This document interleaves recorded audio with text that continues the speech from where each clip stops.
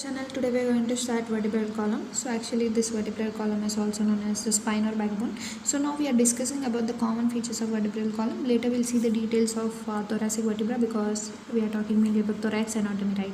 So vertebral column is also called as spine or backbone, right? So it has 33 vertebrae in total, and they're completely having some are movable. Completely there are movable structures in the vertebra and completely immovable. So according to that, they have given the names like movable vertebra are called as true vertebra. So the true vertebra are mainly 7 cervical. See, you can move your neck, right, because of the 7 cervical and thoracic. They are also movable like for the respiration, and 5 lumbar. Yeah, at the lumbar region also you can move front and back. So these are the movable vertebra. There are total 24 movable vertebra. So among the 33 vertebra, 24 are movable vertebra. And next coming to fixed or false vertebra. So they are fixed, especially the sacrum and the coccyx. So remember, sacrum and coccyx are fixed vertebra, also called as false vertebra. And also in the vertebra you can find 4 pyramids. So what are the pyramids? You can see these are the 4 pyramids, 1, 2, 3, 4.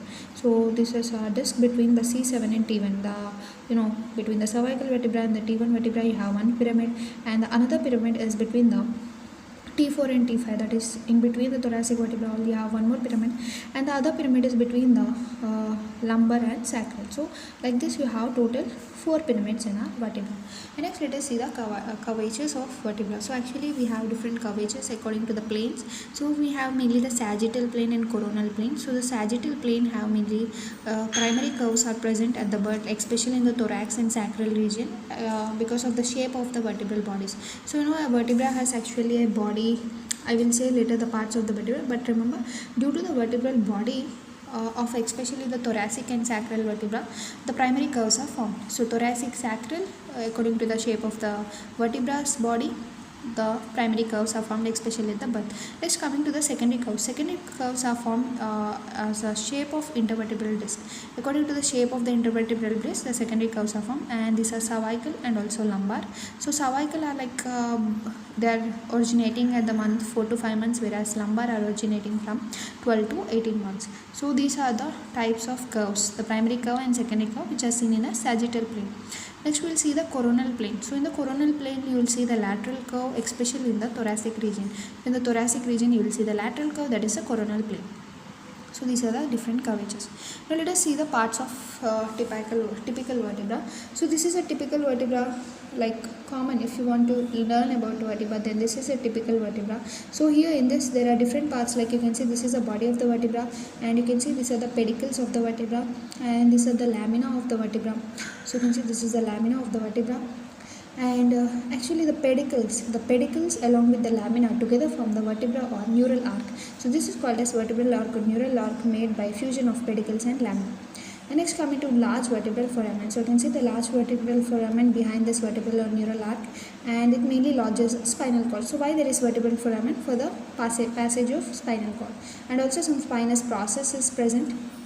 This is called as spinous process. And also we have the transverse process. These two are lateral transverse process, and you also have the interior supraarticular process.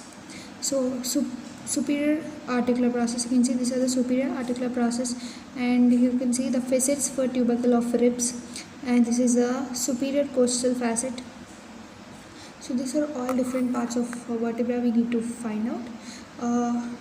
In the superior articular process, you can see it is also having a facet to articulate, and in the lateral transverse process also you'll have the facet for the tubercle of the rib. Actually here the costotransverse ligament is going to form with the rib, with the respective numerical rib. So if you see the typical vertebra from the lateral side, you can find out some other points like inferior and superior articular process. So this is a superior articular process, and this is a inferior articular process. So this inferior articular process, superior articular process, and you can also see the articular facet. This is a costal facet on the transverse process for the tubercle of rib, and this is the intercostal facet. This is a superior costal facet, and this is a spine. So these are the structures if you see in the lateral side of the thoracic typical vertebra. And in the posterior aspect you can find the spine mainly, and the inferior articular process, and also transverse process, lamina, superior articular process. Same, mainly in the posterior side you will see the spine very clearly. So Next you have inferior vertebral notch, which is below the pedicle.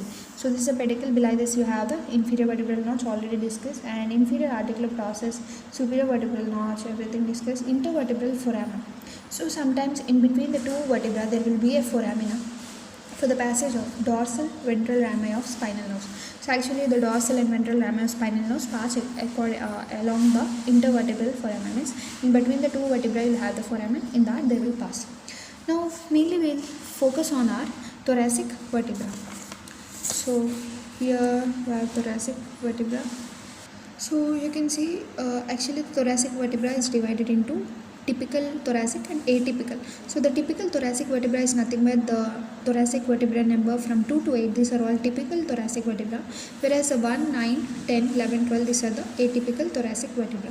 So let us see what are the differences. So first we'll start with the typical vertebra. So this is a typical thoracic vertebra. You can see its body. This is the body, right? This is a heart-shaped body, and it has two costal facets on its side. You can see these are the superior costal facets, and the two costal facets are present on the sides, and also a superficial facet layer is also present. A layer of superficial facet is present, and also inferiorly a small articulation which is next to the lower limb. Actually, you know, these facets, they will articulate. The upper one will articulate with the same rib, the same level of the rib, and the lower one will articulate with the next rib. And next you have the vertebral foramen, which is small, circular, and the vertebral arch is also present. We already discussed about that. And superior articular process project upward from the junction of pedicle and lamina. So this is a superior articular process, right? It is between the junction of pedicle and lamina. So mainly this superior articular facet, this is mainly useful for the rotatory movements of the spine. And also you have the inferior articular process, right? And that inferior articular process is fused to the lamina and it forming articular facets forward, downwards and medially. And you have the transverse process, which are large, and they have the, you know, they have facets mainly to articulate with the, you know, the ribs. And the spine is long. So the main feature of the typical thoracic vertebra, you can see the spine. The spine is very long, and it is it's oblique and downwards mainly. And 5 to 9 spine, you know, from the ribs of 5 to 9, all the spine is longest, and the upper and lower spines are somewhat like oblique in nature, unoblique in nature. Now let us see some of the attachments, like where what is attached. So mainly in the body. So the body gives attachment. The body of typical thoracic vertebra gives attachment on the upper, you know, it has upper and lower border. So upper and lower border, it gives attachment to anterior and posterior longitudinal ligament. So anterior and posterior longitudinal ligaments are attached to the body, and upper and lower border of anterior lamina. So this is a lamina, right? Here there is lamina. So the anterior lamina gives mainly attachment to ligamentum flava. So remember, body to anterior and posterior longitudinal ligament, and the lamina to ligamentum flava, especially the anterior lamina. And the transverse process attaches the lateral costo-transverse ligament at the tip, and also superior costo-transverse ligament is attached to the lower border of transverse process, and inferior costo-transverse ligament is attached to the anterior process of transverse process. So you can see like many ligaments are attaching to the transverse process to support the joint between the rib and the vertebra. And intertransverse muscles are like upper and lower borders. The intertransverse muscles are also present in the upper and lower borders of the transverse process, you can see. So the transverse process have many attachments. And next coming to levator costae. Levator costae is attached to the posterior surface. So this levator costae also attached to the posterior surface of the transverse process. So main attachments of the thoracic vertebra are found in the transverse process, whereas in the body only the anterior and posterior longitudinal ligament, and in the lamina only the lateral on the lamina you have only ligamentum flava, whereas in the transverse process you have everything. Like let us revise on the transverse process. The lateral costo-transverse ligament is attached at the tip, and the superior costo-transverse ligament is attached to the lower border, and the inferior costo-transverse ligament is attached to the anterior surface, and the intertransverse muscle is attached to both upper and lower borders, and levator costae is on the posterior side. And this is all about transverse process attachments. Next, spine. The spine also gives some attachments like supraspinous and interspinous ligaments, trapezius, rhomboides, latissimus dorsi, serratus posterior superior, serratus posterior inferior, and deep muscles of back. So many structures which are related to backside of the muscles, backside, all those are attached to the spine of a thoracic vertebra. Now let us see the ossification. So you can see the ossification is same as typical vertebra. They ossify into cartilage from three primary centers and 5 secondary centers. So three primary centers, right? One is present in centrum, one is present in half of neural arch, and 8 to 9 weeks, they are formed in the 8 to 9 weeks of intrauterine life. And at the birth, the vertebrae is having 3 parts. There is the centrum plus 2.5 of neural arch fuse apart, that is in the first year of life, and the neural arc fuse with the centrum by neurocentral chondrosis, and the bony fusion is by 3 to 6 years of life. And we have 5 secondary centers, right? The first one is upper surface, present on upper surface of the body, and another one is present in lower surface of body, and another one is present in transverse process, and another one in the spine, that is in the 15th year, and fused with the other vertebrae by 25th year. And the failure of fusion of 2.5 of neural arc will lead to spina bifida. So if this vertebrae are not fusing properly, then will lead to a problem, abnormality, pathology, that is a spina bifida.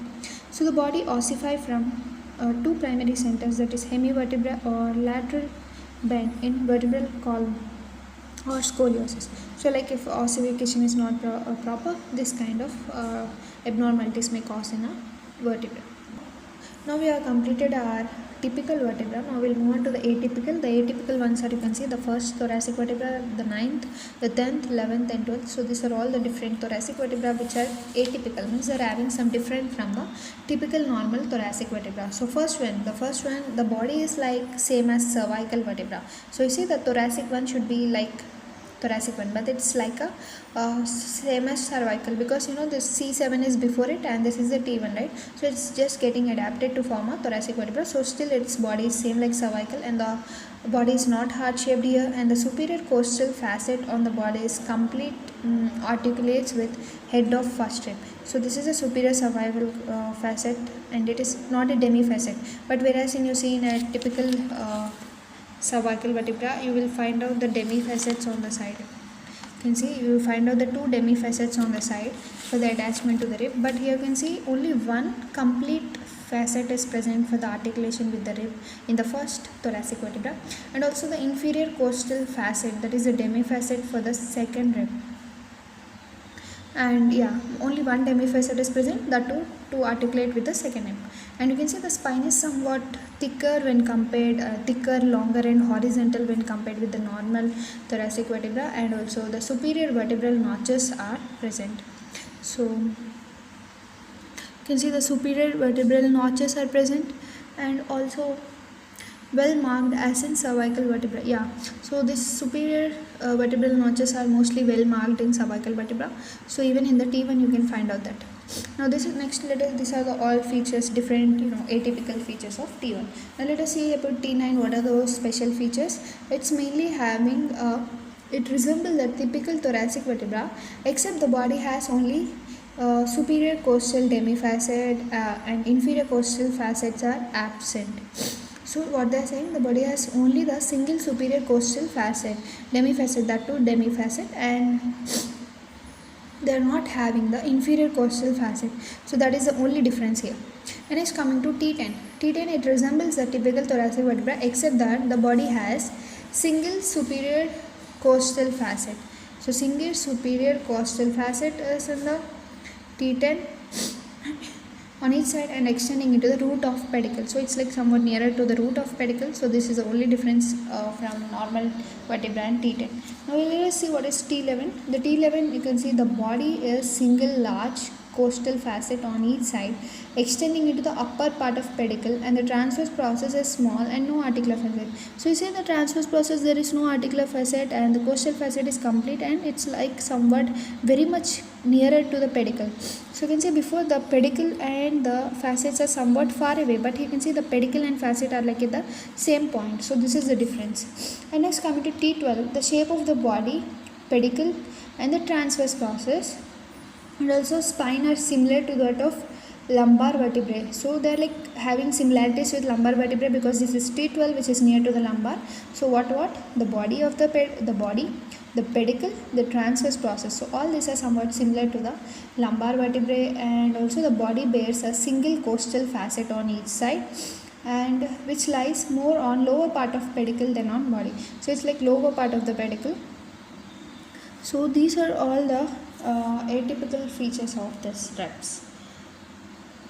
And next you have a transverse process. Here in the T12 it's small and it has no facet but has a superior and inferior and lateral tubercles. So you can see the tubercles are present here, inferior articular facets are everted, they're not properly arranged, and inferior articular facets are lumbar in type. So this is lumbar in type, everted, directed laterally, but superior articular facets are thoracic in type.